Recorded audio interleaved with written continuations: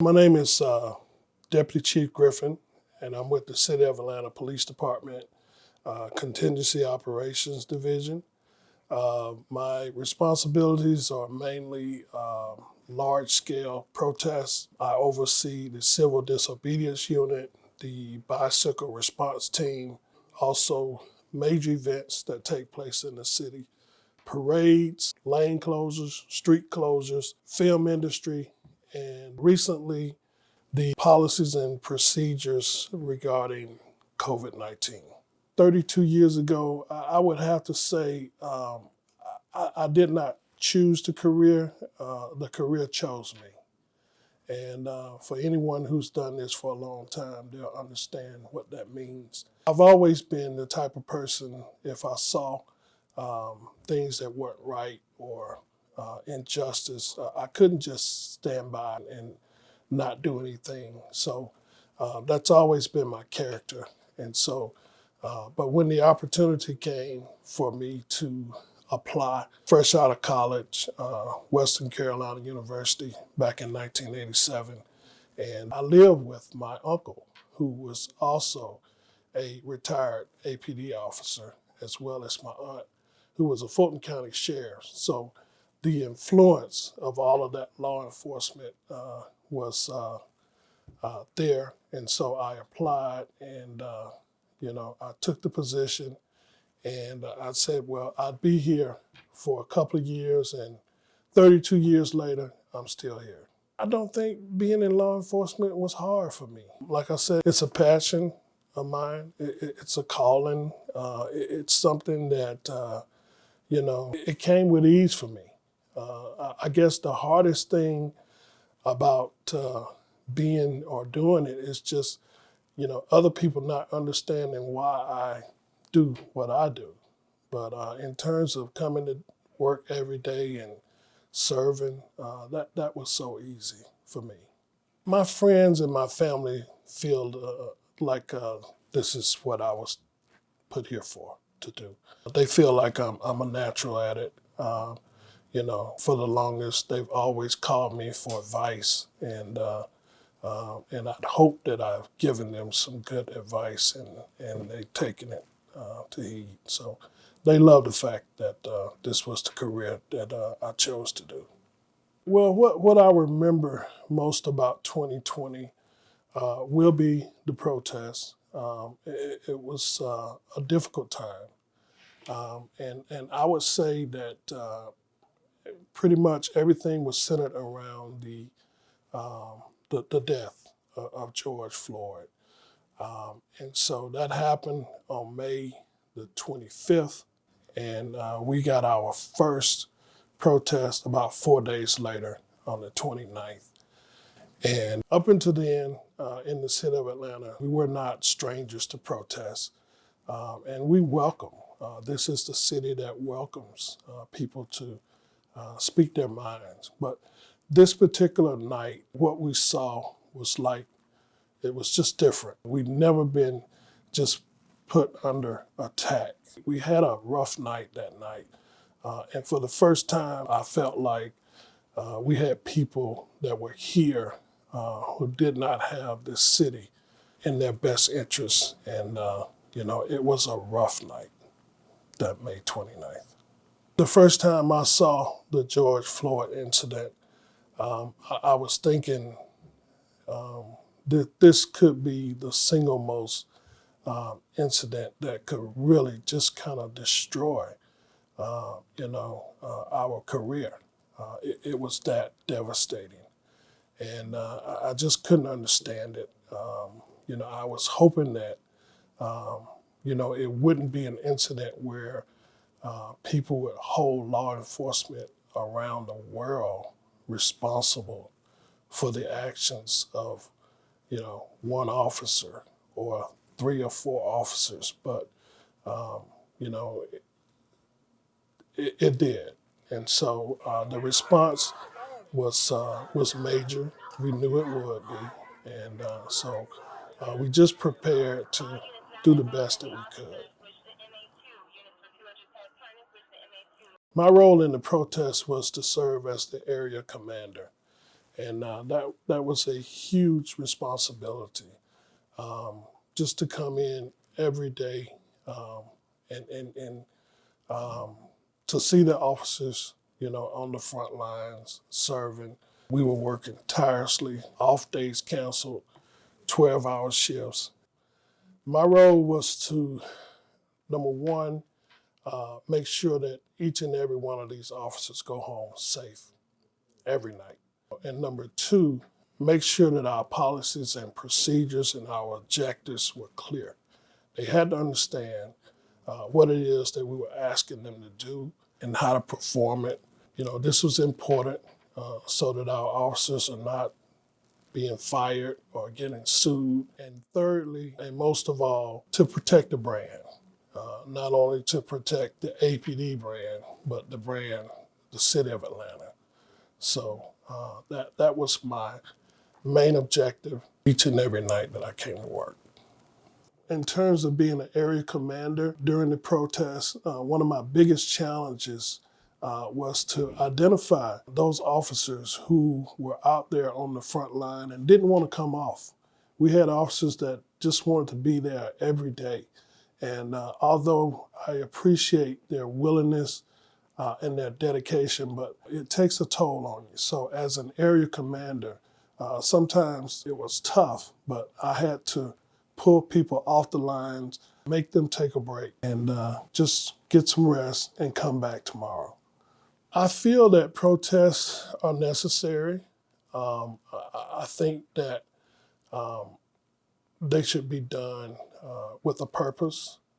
So I'm very, very appreciative of people who protest with an agenda, with a purpose, and to get their point across.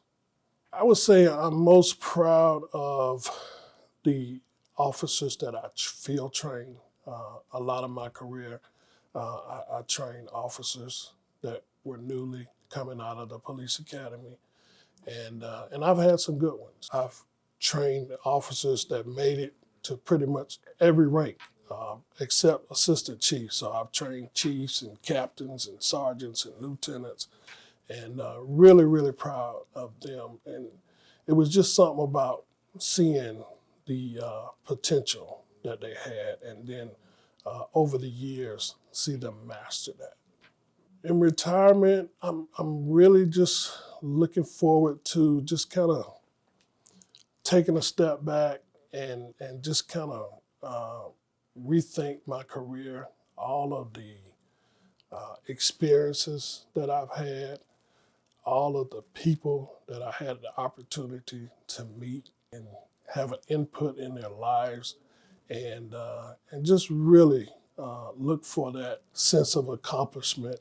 And I'm not done. I'm not finished. I'm resting. I'm not quitting. So I'll be there. If they need me, I'll be there. My family, I have a wife and I have 2 daughters. So I have a beautiful family. This is my daughter. Her name is Teralyn Griffin, and she is Zone 6. My daughter, who's on the police department, I did not encourage her. I knew that this is such a important step. It had to be her decision. Now, one thing that I'm proud about is that coming out of college, her first assignment was with the Atlanta Victim Witness Program. And so it was there that she had the opportunity to work along the investigators out in Zone 6. And I really believe that they had more of a influence of her joining the police department than I did. I have been with APD officially. I swore in on April 17th, 2020, so about 7 months. During the protest, I was actually in field training. I was in field training in Zone 4, and that's when the 12-hour shifts began. That's when the off days were canceled. So I was actually in field training while all of it was going on. During the protest, I think I felt like, to be completely honest with you, what did I just get myself into? Because we were going from, working with COVID to whereby things are not as busy to now all of a sudden, you're having to respond to 911 calls and, the pending is big because, you have officers that are on the front lines and you're having to work with your FTO. So I was kind of like a little overwhelmed to begin with, just mainly because we didn't have any rest. Off days were canceled. You're working 12 hours. You're on edge at that time. So I really feel like I was more so anxious, but I never in that time frame, I never regretted my decision because I knew that I was supposed to be here. During that time, I did consult with my dad, but I also consulted with, other officers, but just to have his viewpoint because he's the deputy chief over COD. So he sees what's going on. So a lot of times I would call him and I'm like, are you okay down there? Just making sure he's okay, making sure like all the officers are okay, all the people that are under him are okay. So we talked quite a bit, especially during 12 hours because we really didn't see each other as much. So we definitely talked quite a bit. I must say that the reason why I wanted to become an officer was working with the Zone 6 CID investigation team. I worked with them for 2.5 years and I just got to see just the ins and out of the investigative process, starting from a 911 call all the way going up to when a case goes to court. And it really interested me, particularly with domestic violence situations. That was pretty much my specialty with helping victims of domestic violence. So I would say that experience and working with them is the key thing that really made me want to become a police officer, but not just a police officer. I wanted to be an Atlanta police officer. What makes Atlanta police so special is the fact that you work in Atlanta. I have a lot of home pride. I was born Georgia Baptist, now Atlanta Medical on Boulevard.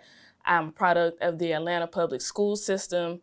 So I really just can say that I love my city. It is a melting pot. You have a little bit of everything. You have great restaurants. I take pride in my city. So why not protect and serve the city that I'm from and the city that I love? I do sing. I first knew that I could sing probably, maybe when I was about 4 or 5. I used to just make up songs in like pre-K. Just go around singing. It was just one of those things I just always knew that I could do. It was never a defining moment where it was like, where I just realized like, oh, I can sing. It's just like, it's just natural pretty much. Things that I do to relax include exercising. After the police academy, I grew a love for running. So I run often. I also do HIIT boot camps. I like to spend just quality time with my friends, with my family. I love to watch TV, specifically binge watch Netflix and other shows, but those are just the things that I enjoy that really just help me just to kind of just woosah when I'm not in uniform. What I hope for my future in APD is to really just make a difference, whether it's with one person or with a large group. I really think that I just want to make a positive impact, whether it's with coworkers or superiors, just to be a good person most of all. I think that's the biggest thing that I want to be. I want to be a good person, and just taking the whole, officer side away from it. I feel like if I'm a good person at my core, if I have good character at my core, if I have good integrity, then all of that will spill over into being a great officer. So I think just going forward, my focus is being a good person, treating people with respect, talking to people the right way. And I think that's my overall goal with being on the department.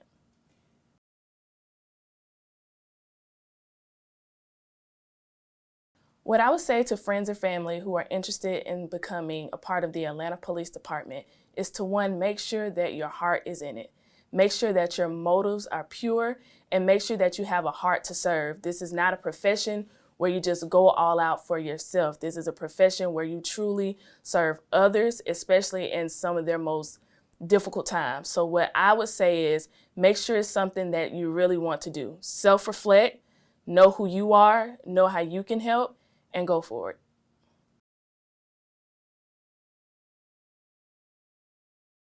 What I would say to any friends or families that are interested in becoming an Atlanta police officer is make sure that it's what you are called to do. This is not a career where you can fake it. It's not one. So make sure that it's something that you're called to do, something that you're focused to do, and something that you're willing to do every day.